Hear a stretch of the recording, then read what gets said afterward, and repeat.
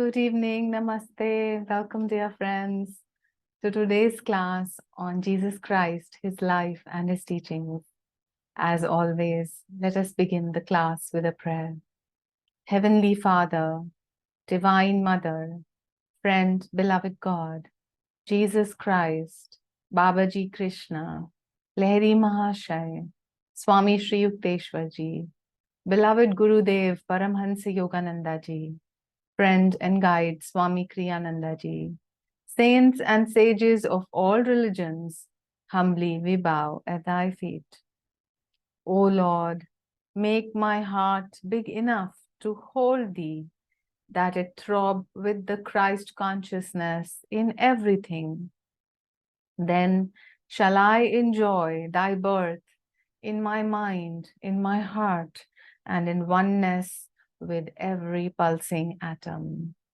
Om Shanti, Shanti, Shanti. Let us now invoke the presence of the Gurus by singing the hymn to Brahma.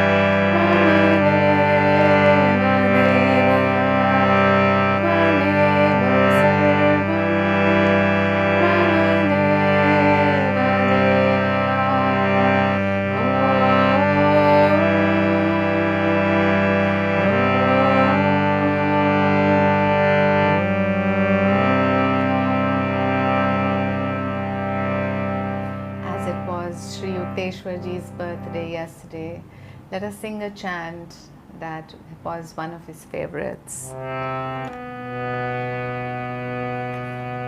Night has flown, dawn has come. Wake, my children, wake, my children, wake. Sitting in the asana of meditation, sitting in the asana of meditation, thinking of thy Guru's lotus feet, thinking of thy Guru's lotus feet.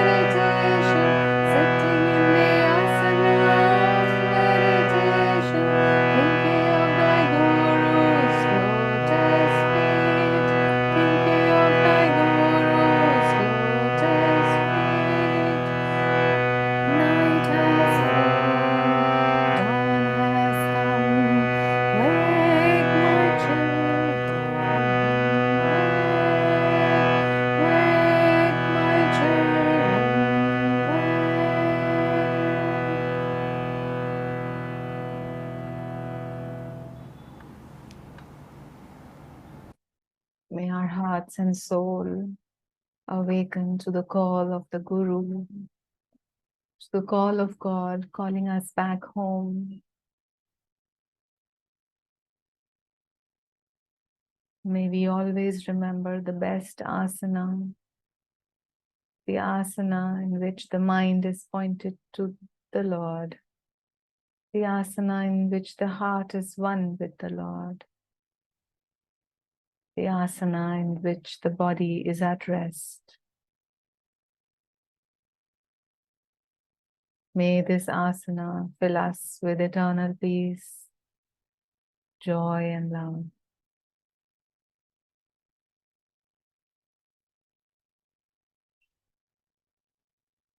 As we sit in silence for some time, let us hear a few words by Swamiji on practicality. And meditation, faith, devotion, these are the most practical things that help a human being in his life and the life beyond, an eternal life. Many spiritual seekers and others with high ideals lose sight of the need to make their idealism practical. Many even resent the suggestion that they try to put an ideal into practice, as though the very effort to do so would mean somehow lessening its purity. But God is no idle dreamer. Were the universe not kept in a state of perfect balance, chaos, not harmony, would be the common state. We too should be practical in our idealism. Life, to be very ever expansive, must be a search for truth. Will it work? Is the preliminary question to, is it true? The test of an ideal is whether it is practical or not. By practicality, we mature from the state of idle dreaming to becoming emissaries of the truth. Let us do the following affirmation. Though my spirit soars in the skies of consciousness, my feet and hands labor here on earth to make truth real to all. Though my spirit soars in the skies of consciousness, my feet and hands labor here on earth to make truth real to all. Though my spirit soars in the skies of consciousness, my feet and hands labor here on earth to make truth real to all. Mentally follow this prayer. Let not my thoughts lift me up through beautiful clouds of imagined possibilities, unless you give me the power also to materialize my dreams. Om Shanti, Shanti, Shanti. So friends, we now come to our story section. And the story for today is one from Ramcharitmanas. It is towards the end of Ramcharitmanas. So I'm going to be partly speaking out in Hindi and maybe a few words in English. So if there's anyone present who does not know Hindi, please raise your hands right now, then I will modify. If no hand is raised, I will understand that everybody understands Hindi. Okay. सो ये उस समय की बात है रामायण की कथा में, रामचरितमानस में, जब जो है युद्ध चल रहा है राम की सेना और रावण की सेना के बीच में। और अभी तक जो है कुछ लोग कुछ मर चुके हैं, कुछ लीडर्स, और अभी लास्ट में बस रावण रह गए हैं और उनके जो एक भाई है अहि रावण, जो पाताल लोक में रहते हैं, वो रह गए हैं। तो जब कुंभकर्ण मर जाता है उसके बाद ये माना जाता है कि राम और लक्ष्मण को पाताल लोक जाना होता है अहिरावण को मारने के लिए। और जब वो पाताल लोक में जाते हैं तो क्योंकि अहिरावण का जो है उसका कंट्रोल स्नेक्स, सांप सर्पों के ऊपर है, स्नेक्स पर है, तो वो ऐसे ही एक बंधन में सबको बांध देता है, पूरी सेना को, जिससे वो निकल नहीं पाते। तो राम, लक्ष्मण और सभी सेना जो है वो सर्पों के बंधन में बंध जाती है। जब ऐसा होता है तो अब सर्प का बंधन कौन खोल सकते हैं? वो खोल सकते हैं गरुड़ या ईगल या vulture, that category of birds जिनका राजा जो है गरुड़ है और गरुड़ विष्णु जी का वाहन भी है, तो वो खोल सकते हैं इस बंधन को। तो ऐसा वो तो गरुड़ जी को बुलाया जाता है, मीन्स ऑफ कोर्स राम की को इंट्यूटिवली गरुड़ समझते हैं। तो गरुड़ जी अपनी पूरी फैमिली ऑफ बर्ड्स को लेकर आते हैं और वो सांप खोल दिए जाते हैं और राम लक्ष्मण मुक्त हो जाते हैं और इवेंचुअली अहिरावण को मार दिया जाता है। लेकिन इस एपिसोड के बाद जो गरुड़ हैं उनके मन में एक डाउट आता है, संशय आता है कि ये कैसे भगवान है कि जो सांपों से बंध गए, तो क्या ये भगवान है या ये मनुष्य है। तो ये प्रश्न गरुड़ को बार बार परेशान करने लगता है, and he is pondering over it. He has this tremendous doubt after serving the Lord for so many years, for kalpas, for yugas, for millennia, and now after this episode Garud is having this doubt that, oh, is this fellow human or is he avatar, is he God, or who is he now? So he is having this doubt again and again. So what should he do? अब वो क्या करें, कहाँ जाएं? तो वो कहते हैं कि सोचते हैं कि मैं नारद मुनि के पास जाता हूँ, नारद मुनि तो नारायण के भक्त हैं, तो वो मेरी प्रॉब्लम सॉल्व कर देंगे। तो गरुड़ जाते हैं नारद मुनि के पास। नारद मुनि तो वही बैठे होते हैं अपनी तपस्या में, और जब गरुड़ आते हैं और नारद मुनि से ये प्रश्न पूछते हैं तो नारद मुनि सोच में पड़ जाते हैं कि अब इसका मैं कैसे उत्तर दूं कि राम भगवान है कि एक इंसान है। तो कुछ देर चुप रहने के बाद नारद मुनि कहते हैं कि देखो गरुड़ महाराज, मैं तो एक मुख वाला प्राणी हूं, मैं इसका जवाब नहीं दे सकता। हो सकता है चार मुख वाले ब्रह्मा जी आपको इसका जवाब दे दें। तो ऐसा कह के नारद मुनि इस क्वेश्चन को टाल देते हैं और गरुड़ को ब्रह्मा जी के पास भेज देते हैं। तो गरुड़ जो है फिर भी मन में संशय लेके ये बार बार सोचते हुए कि राम भगवान है कि नहीं है, ये सोचते सोचते ब्रह्मा जी के पास पहुंच जाते हैं। तो ब्रह्मा जी चतुर्मुख वाले हैं। क्यों चतुर्मुख वाले हैं? क्योंकि चार मुख से चार वेदों की उत्पत्ति हुई है। तो ब्रह्मा जी भी बैठे हैं अपना शांति से अपने लोटस फ्लावर के ऊपर। तो गरुड़ पहुंचते हैं उनके पास और ब्रह्मा जी से ये प्रश्न पूछते हैं, ब्रह्मा जी आप, मेरे मन में संशय है, आप बताइए कि राम इंसान है कि भगवान है, अब मैं समझ नहीं पा रहा इस बात को। तो फिर ब्रह्मा जी सोच में पड़ जाते हैं, सोचते हैं इसका प्रश्न मैं इसको कैसे दूं, उत्तर कैसे दूं इस प्रश्न का। तो कुछ देर सोचने के बाद वो कहते हैं कि मेरे चार मुख तो चार वेद कहने में सदा व्यस्त रहते हैं, तो मैं इस प्रश्न का उत्तर नहीं दे पाऊंगा। हो सकता है शंकर जी आपको इस प्रश्न का उत्तर दे दें। तो ऐसा कह के ब्रह्मा जी गरुड़ जी को शंकर जी के पास भेजते हैं। शंकर जी को पांच मुखी माना जाता है। तो गरुड़ जी मन में सोचते हैं कि एक मुखी ने मुझे चार मुखी के पास भेज दिया, चार मुखी ने मुझे पांच मुखी के पास भेज दिया, अब मैं शंकर जी के पास आया हूँ, कम से कम मुझे यहाँ तो जवाब मिलना ही चाहिए।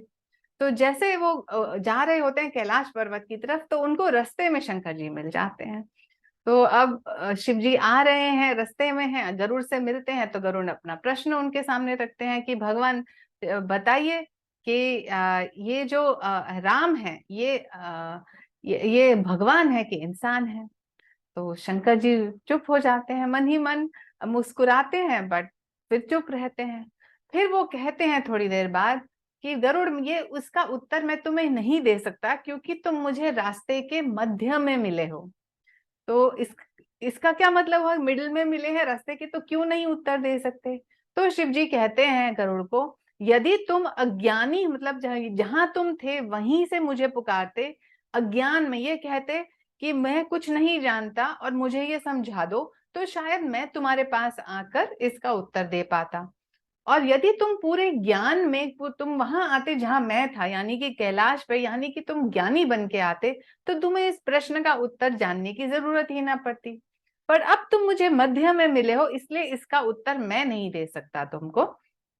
और इसका बेसिकली मिस्टिकल मीनिंग ये है कि हम मिडवे में, हम इतने ज्यादा ओपिनियनेटेड हैं already, we are not open to the truth, we are not asking as ignorant little devotees, जैसे जैसे हनुमान जी को हम पूछते हैं कि बुद्धिहीन तनु जानिके सुमिरो पवन कुमार। तो हम उस भाव से नहीं भगवान को बुला रहे हैं। हम सोचते हैं हमें कुछ नॉलेज है और उस नॉलेज के बारे में हमारे कुछ फिक्स्ड ओपिनियंस हैं, और इसलिए we are not yet open to the truth. इसीलिए जो शिव है, Shiva is the absolute truth. How can the absolute truth reveal the himself or reveal the truth of Rama to a person who is already clouded by doubt, who is clouded by his own opinions, who is intellectually thinking that he is, who has an intellectual ego. So इसलिए शंकर जी मना कर देते हैं और ये कहते हैं कि मैं नहीं उसका उत्तर बताऊंगा। तो लेकिन तो गरुड़ जी फिर और प्रे करते हैं कि मुझे उत्तर तो जानना ही है, नहीं तो मेरा संशय कैसे दूर होगा। तो शंकर जी गरुड़ जी को कहते हैं कि इसका उत्तर आपको एक कौवा देगा। एक कौवे का नाम क्या है? काका भुशुंडी। तो Kaka Bhushundi is basically a saint in the body of a crow.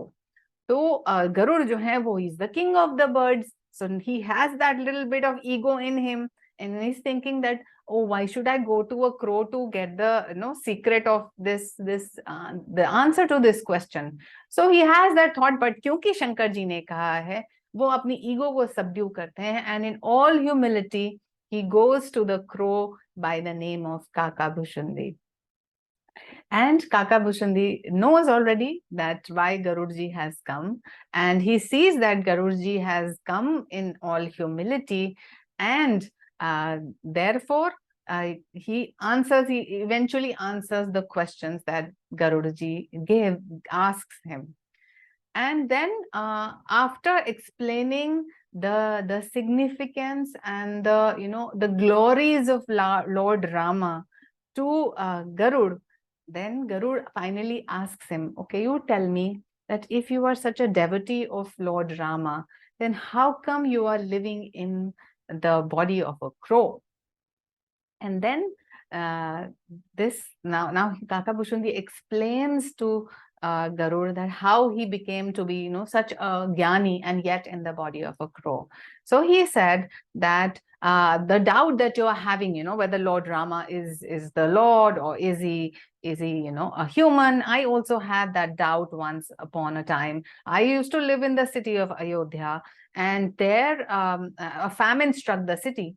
And I was thinking that if a famine can strike the city of Ayodhya, which is the city of the Lord, then what about the other poor things? And is Lord Rama really a Lord, or is he just another person? So he said, I had this doubt, and therefore, thinking that my doubt will be dispelled by Lord Shankara, I left the city of Ayodhya and I went to the city of Ujjain, where there is Mahakaleshwar. So I thought that maybe when I will pray to Shankar, to Lord Shiva, then maybe my doubt is dispelled and maybe I become a Brahmagyani. So there, as he is sitting in Ujjain, he is a lover of God. So therefore, he finds a guru in the city of Ujjain, and the guru starts to guide him on the spiritual path.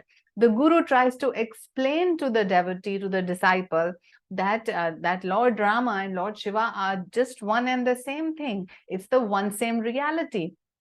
But the disciple is very, very stuck on this point. But the guru is so benevolent, he is so compassionate to the disciple that he keeps training the disciple, and the disciple does start to progress a little bit.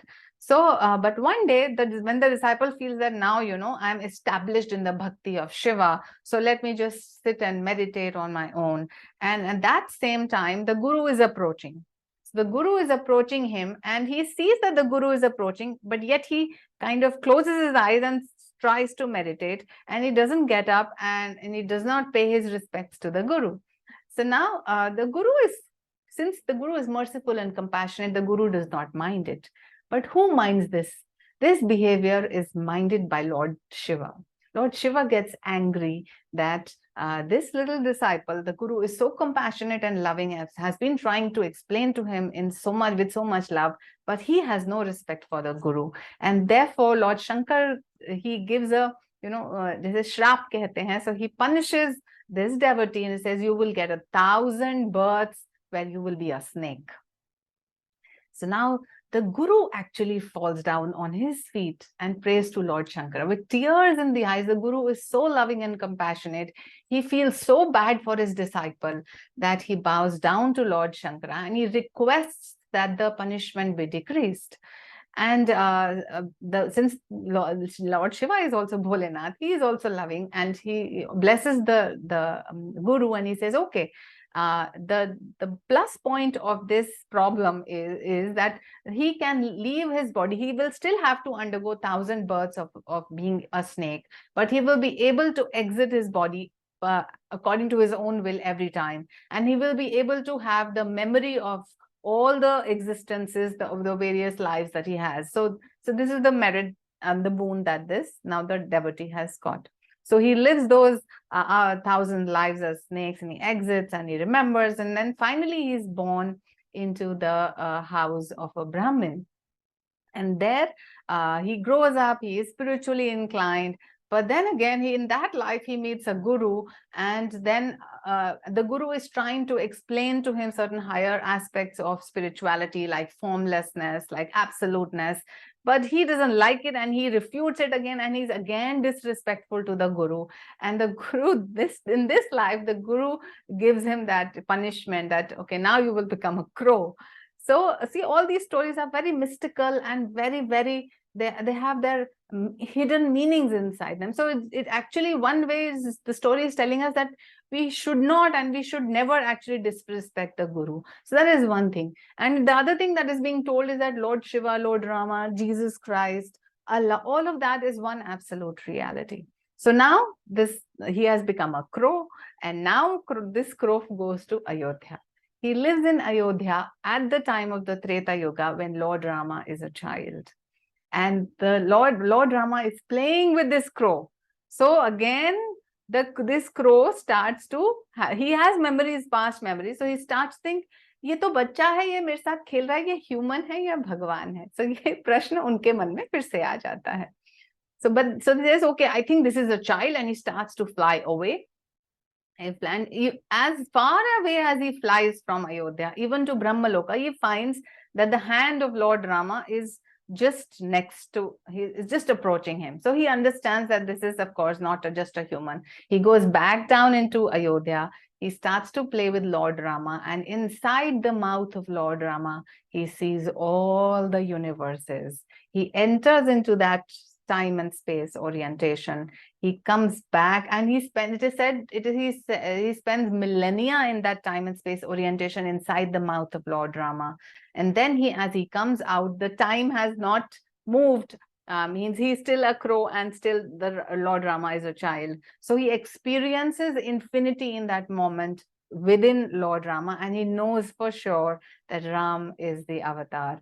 And that then Ram gives him a boon, asks him for a boon, and he says, because I have experienced the truth of Rama as a crow, let me be a crow for forever, means for that cycle of kalpa or yugas. And so that's how his bhakti or his belief in Ram is now confirmed now. And then he goes on to give the advice to all others. And now Garud is at his footstep, and he is giving him that advice. Okay, so we end our story today. There are many hidden lessons in this story, and it is up to each one of us to take those lessons. Okay, now we come to the story of Jesus Christ, the New Testament.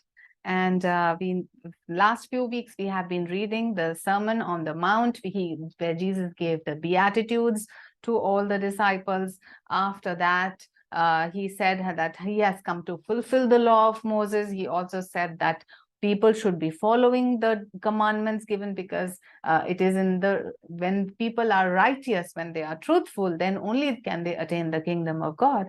And beyond that, he explains at a personal level, he explains that how each one should forgive his own brother, that how each one should be compassionate towards everybody because they are his extended self.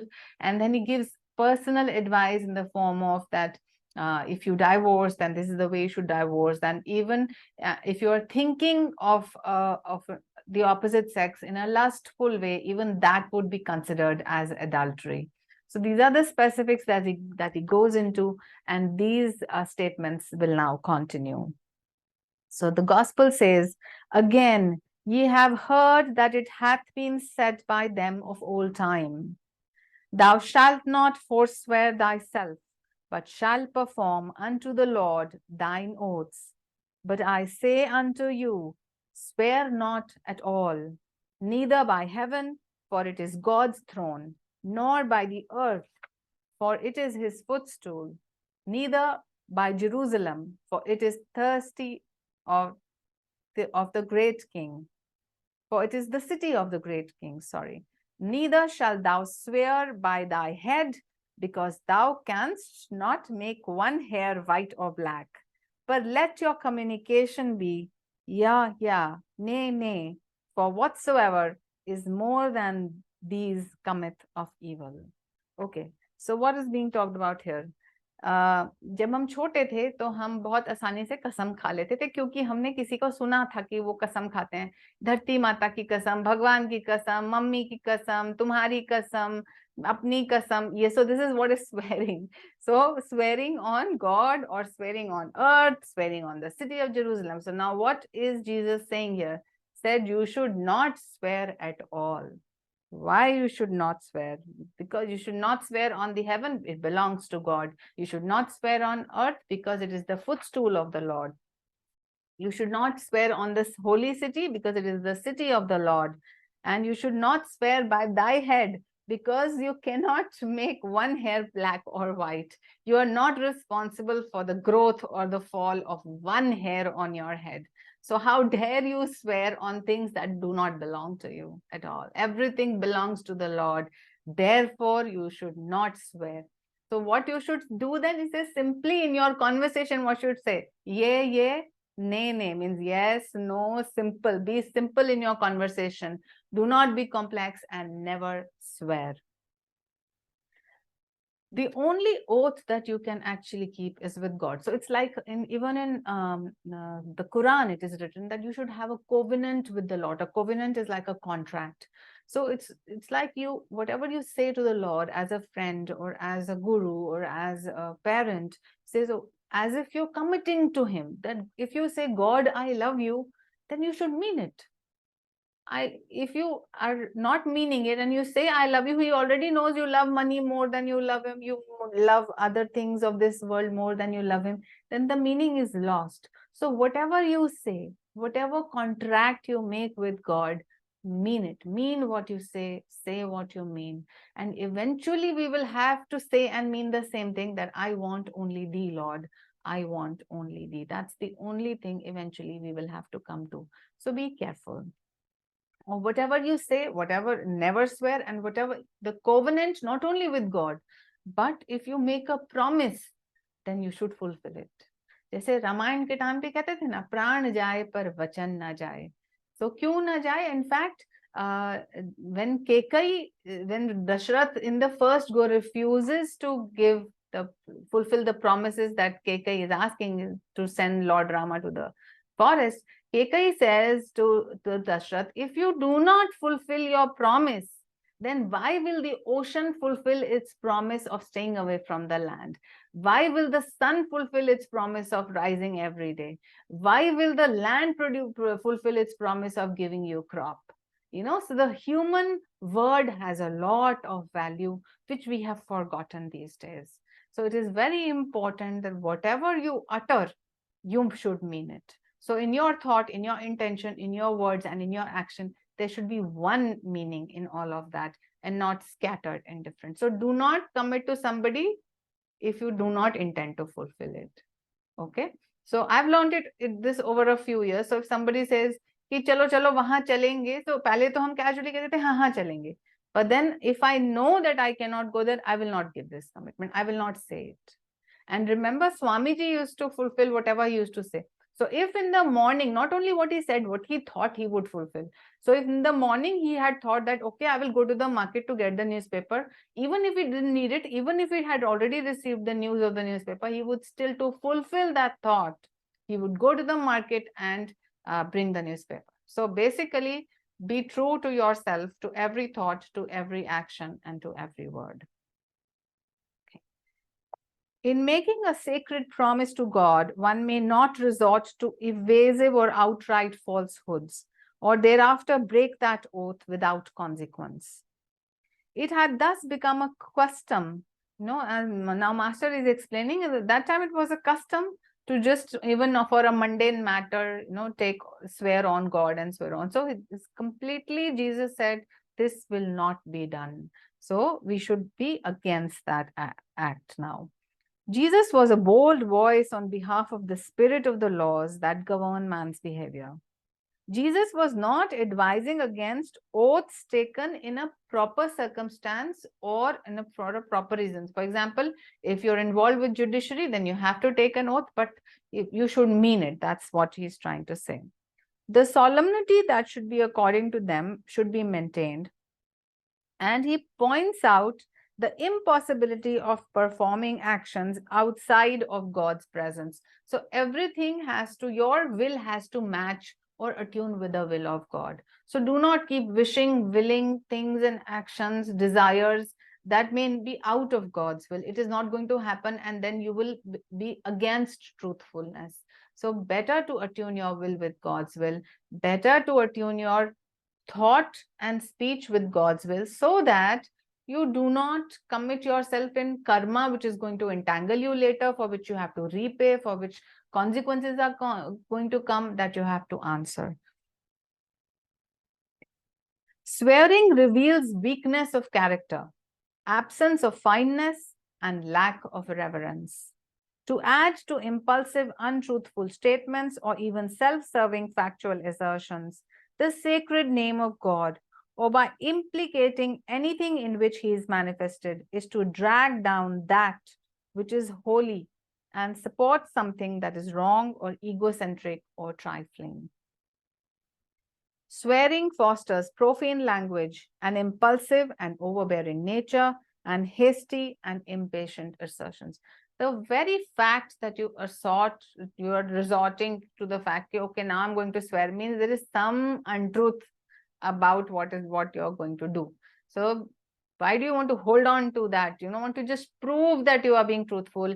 But if you are really truthful, you will never have the need to swear. You will never have the need to take an oath for casual purposes. So if somebody is swearing, means the person's character and integrity are under question. The gospel continues. Jesus says, "Ye have heard that it hath been said, an eye for an eye, and a tooth for a tooth.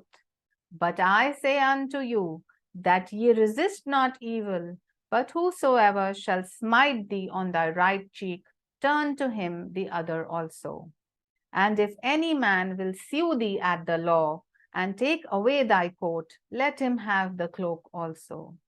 And whosoever shall compel thee to go a mile, go with him twice.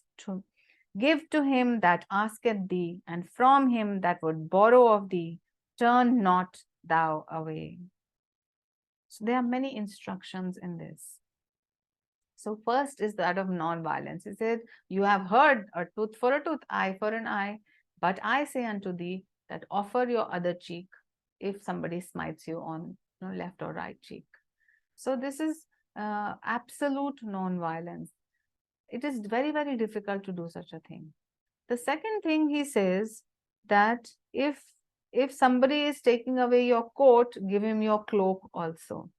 To support this, there are two stories that are coming to my mind. The first is that of a gentle, saintly person who was once on suspicion of theft, caught by police and taken to the court, and he was standing in front of the judge. And when the judge asked, why are you here? And so he says, it was by God's will I was walking on the road. By God's will, the police came and they took hold of me. By God's will, they brought me to the court. By God's will, everybody misunderstood that I am a thief. By God's will, you are asking me this question. And by God's will, I am answering this. Everything is God's will. So when the judge heard this reply, he felt the sincerity of truth behind the man's words, and he left the man.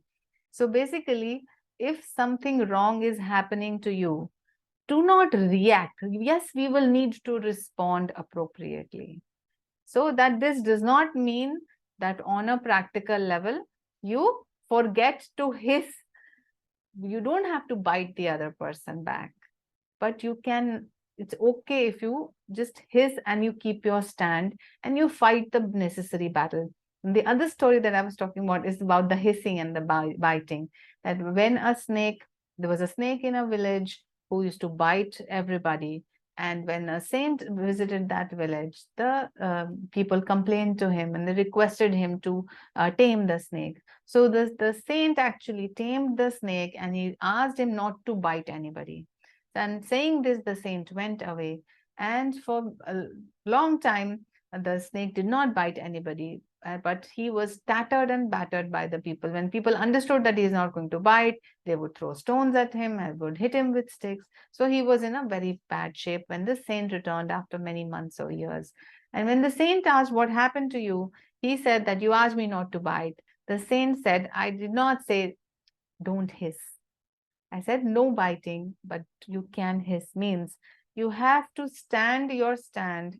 In your heart, do not feel a repulsion or enmity for the person who may be doing wrong towards you, because that may be part of the karmic play that is happening to you.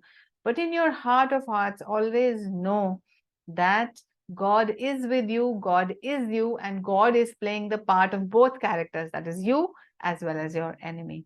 And surrendering your fate to God, this is how you allow the other person to work it out.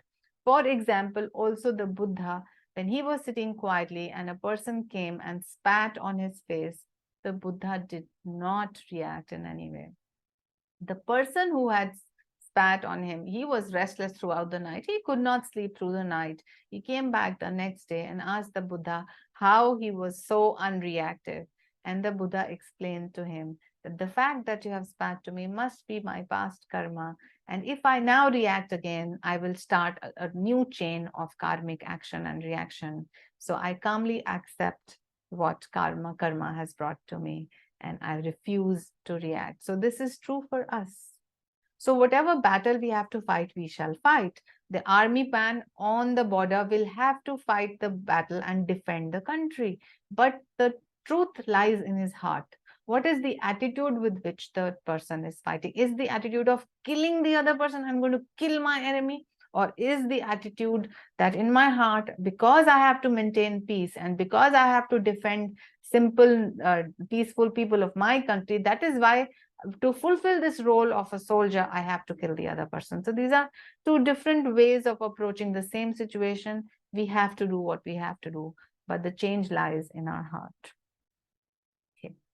The other thing then Jesus says in this same parable is he says that if somebody asks from you to give something, then do not deny him. So if somebody comes to borrow something and you know that this person is in need, then you must give. If you can, you must give. And the attitude while giving to such a borrower would be that I am giving to the universe and I don't expect anything in return. So if you can give with that bhav, then there is advantage of giving. If you have to give 10 rupees and you keep thinking, oh my God, I'm giving 10 rupees. Oh my God, when he's going to return me those 10 rupees, then that giving is a waste. So if you're giving, let it be giving to the universe. Think of it as the universe is asking of you to give something. And Master did not say that you have to give your entire wealth, but if you can, you must give to the person who is asking of you. Another thing that he says is that if a person asks of you to go for a mile, you should go 2 miles with him. So for example, somebody has asked for you to help him in certain ways. So the help is probably just to show the way for a mile. But if you know the way for 2 miles and you can help him more, then you must help him more. In spite of him having asked little, you can give more than even that which is asked of you. And that will show how loving, merciful, and benevolent you are. It's not about the other person, it's about you. How caring you are about humanity, how thoughtful you are about humanity, and what goes around comes around. If you are helping somebody like that one day, then someday when you are in need, somebody is going to help you. And I'm reminded of a very, very beautiful story that Swami Shivani ji told us once. She told us that once she and her husband Arjunji, they were traveling on the highway in Italy from one city to the other city. And on the way, the car broke down. And so they were trying to work out what it is. They could not find a problem. So they were stranded at the edge, and they were thinking that maybe if somebody can take us to the petrol pump, and then somebody can bring a mechanic or something like that. So as they were standing, a man approached to them in a car. He got down from the car. He asked them what the trouble was. He tried to figure out what the problem was. And he was with them for almost 2 to 3 hours. He took them to the petrol pump. The guy was brought, the car was repaired, and they were able to move on their route. And that man stayed with them. And so Shivaniji and Arjunji were thanking him from the bottom of their hearts for being there to help him. And he said, "No, you must not thank me. It is I who have to thank you." And when they asked why, he said, "In the beginning of this year, I had taken an oath with Jesus Christ that every day of my life, I am going to help somebody. And today was the last day of that year, and the whole day had almost passed, and I had not been able to help somebody. And this was the situation when I saw you stranded by the road. And because of you, I was able to fulfill my promise to the Lord of helping someone every day." And this was his bhav. So beautiful. Shivaniji and Arjun, they were so overwhelmed. Listening to this story, we were so overwhelmed by this beautiful covenant that person had kept with God, and this beautiful bhav with which he was serving his fellow men. It's amazing. So this is what Jesus is expecting from all of us. So if we can help, we must help. We should help more than even what is asked from us. Okay. So we continue with the sermon. And okay. So now Jesus says in the gospel, "Ye have heard that it hath been said, Thou shalt love thy neighbor and hate thy enemy. But I say unto you, love your enemies and bless them that curse you. Do good to them that hate you, and pray for them which despitefully use you and persecute you, that ye may be the children of your Father which is in heaven. For he maketh his sun to rise on the evil and on the good, and sendeth rain on the just and the unjust." Again, so beautiful, but a very high demand from all of us. So bless your enemies, pray for your enemies, be thankful to those who are unjust to you, who persecute you. So difficult. But this is the gospel or the scripture is not going to lower its standards to come to our level. It is we who have to rise up to the level of the scripture. So this is the truth that is being said. This is the ideal way of human behavior. And all scriptures have pointed it out. Now it is up to us to live it, to try living it at least. So when little things happen around you, from today onwards, start forgiving. At every little nuance, somebody irritates you, let go. Send your love and blessings. Somebody is very angry with you, do not react. Keep quiet. And when the moment is appropriate later on, you can respond appropriately. But in that moment, bless your enemies, the supposed enemy. The enemy is no one but our own karma. Enemy is no one but God's will. Enemy is no one but a test that we must pass. It is no other than the lesson that we need to learn. So if we go forward with that attitude, then our life is going to be blissful right now. If we are judging nobody, if we are forgiving everybody, if we are loving all, then why will this be helpful? Because then I will be able to love everybody and be joyful in every moment of my life, which is the aim of my life. What is the aim of my life? To be happy under all circumstances. To be able to be happy under all circumstances, I must be peaceful and loving. And if I forgive my enemies and forgive everybody, if I love everyone, then I will be happy in every moment of my life. And then the purpose is therefore solved. So even by following anyone, like if you pick up one verse from the Bhagavad Gita, you follow that, it will take you to salvation. Similarly, if you pick up any one parable or any one advice that Jesus gives you, you work on that completely, you will find that it is your direct way to the infinite. So it will do us good to follow this advice. Tough, but not impossible. Okay.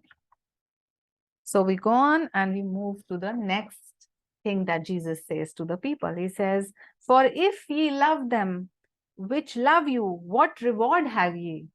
Do not even the publicans do the same? And if ye salute your brethren only, what do you more than others? Do not even the publicans do the same? Be ye therefore perfect, even as your Father which is in heaven is perfect." So again, he's saying, again, a high thing he's asking for us. He's saying, loving, if somebody loves you, you're loving him back. What's the big thing that you're doing? There's nothing to be proud of. Everybody does that. The politicians also do that. Everybody in public life will do that. But you have to be perfect. How will you be perfect? When you will be one with the perfection of the Lord, which is oneness of everything. What is perfection? Understanding that you are one with everything in the universe, and that your enemy who looks like an enemy is actually your extended and expanded self. And once you can love that person, you are loving yourself, and you will become perfect. And in simple things from today onwards, we can try to do the same thing. Just love unconditionally. Not because the other person loves you, not if the other person loves you, not because you have to attain something from the other person, but because it is your nature to love. And I read a very beautiful statement somewhere on the internet. It said, the power of love does not lie in its reciprocation. Love is very powerful. So don't wait for others to love you. Be the cause. Swamiji would always say, do not sit back and be the effect. Okay, if somebody is going to love me first, then as an effect, I'm going to love them. No, be the cause. Start loving everyone equally. Even though, suppose you are a teacher and you love the student, but you have to scold the student. So only superficially, from that egoic standpoint, because of the role that you have to play, you may have to bring out different attitudes according to the drama requirement. So if scolding is required, anger is required, irritation is required, melancholy is required, you do those parts, always knowing that underlying everything is one, and all the people, all the situations, there is only one God.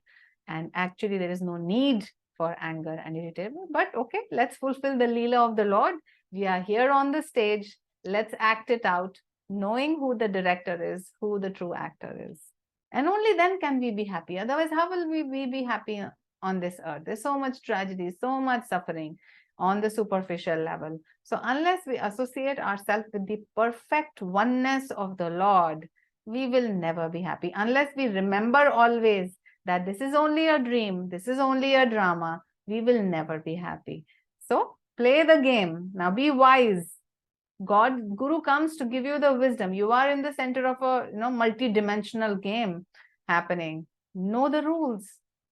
Once you know the rule, then you can happily play the game. Just as when you were a child, you played a game without bothering what's going to happen. You can do that here. Also, know that this is a game of the Lord. And then you should be able to exit the game according to your will. The problem is we get into the game, we do not know the rules of the game.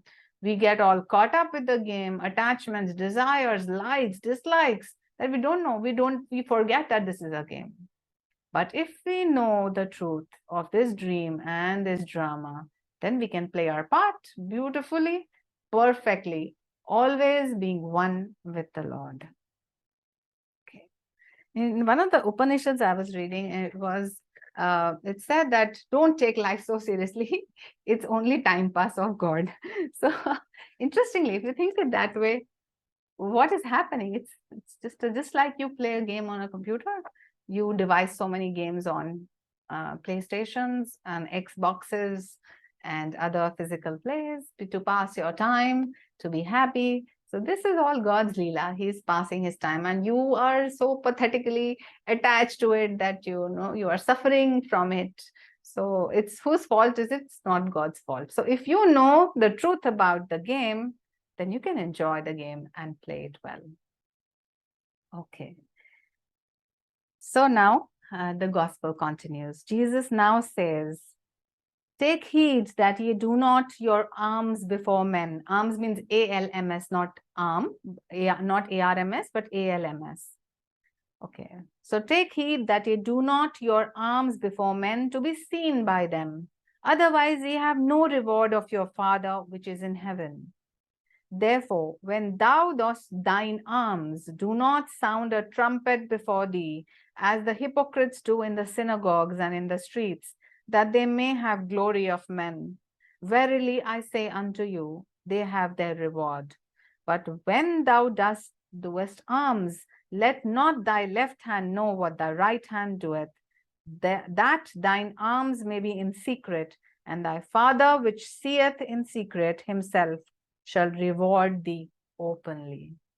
So what this is now a guidance about when you give charity. It says whenever you give alms, ALMS, or anything in charity, do not make a trumpet call. Do not announce that I have given so much to this person, that person, and so on and so forth.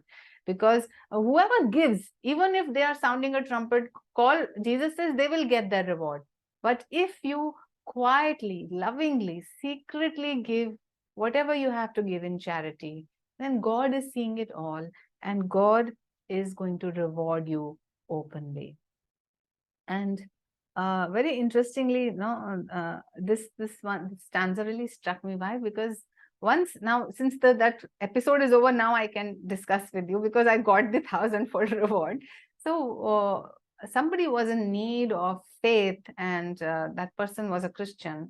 And I had a beautiful little, this small statue of Jesus Christ. So I felt that that person needs that statue of Jesus Christ, and I have placed it on my altar. So I prayed to it, and I offered it to that person, and they also lovingly took it. And so it was just like that.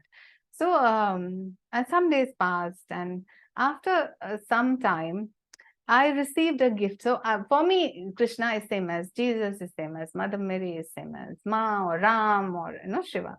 So next time, somebody gave a gift to one of my very close relatives. This was Radha Krishna, and somehow that ended back in my temple. And the size of the Radha Krishna was like, it doesn't even come in this picture. So what I gave out was only this much. And the murti that came back to me, it was just colossal. It was magnificent. It was glorious. It was colorful. It was, I mean, just to think about it, was grand. So, I mean, this particular stanza just struck me that how, if you just quietly spread the word of God, if you just quietly love. So charity does not necessarily mean giving things. It means a kind word. It means loving others. It means giving your unconditional friendship. It means just listening to others. It means giving your time. And if you do such things, then automatically the reward comes from God. And the reward that comes to a devotee comes manyfold. It's not. And so when you do an act in a worldly way, then the reward is of equal measure. But when you love unconditionally and the reward is related to the Lord and you quietly do it, then what you receive back is 1,000-fold. You receive manyfold. And here Jesus is warning you that there is no need to announce. You do not have to put in the newspaper that so-and-so lakhs you have donated to so-and-so person. Okay. So the motive should be pure, and as the Gita says, you should not be attached to the fruits of action. You should never think, what am I going to get in return? So not only do you not announce what you're giving, but also the bhav is that you do not expect anything back in return when you give. And actually the test of the giver comes when you give to someone where actually there is no scope of any return. So how are you able to help that person out of your loving compassion to your brother or sister? Can you just simply give out of love? Okay. So now he moves on, and Jesus now says, and when you pray, so he's talking about, see, every detail of your life. that you should know how you should speak. You should not swear on anything. How you should give alms to others. How you should help another person. And now he is telling you how you should pray. When thou prayest, thou shalt not be as the hypocrites are. For they love to pray standing in the synagogues and in the corners of the street, that they may be seen by men. Verily I say unto you, they have their reward.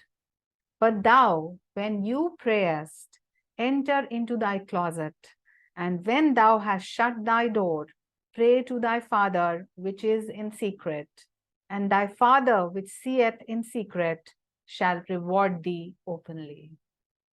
So again, a prayer, you don't have to announce to anybody. Prayer is your personal connection to God. It is a direct phone line, a direct link. And I think that phone line should always be open. Anything and everything you should communicate to God. It is in fact your SOS line. Where else will you go in this world? To whom else will you talk? Who else in this world understands you but God? And if you miss that connection, if you're not able to put that line in place, then where will you go? कौन सी दीवार से सिर फोड़ोगे इस दुनिया में? कोई है ही नहीं. It doesn't exist. There is no other human as a human. Of course, a godly human is there when you can see that God is present in the human. Then it's a different thing. But as just a human being, on whom will you rely? At whose feet will you cry? So there is this one friend, your very own, to whom you may pray. And pray does not necessarily mean begging. Pray means communion, a direct contact with God. God already knows all your needs.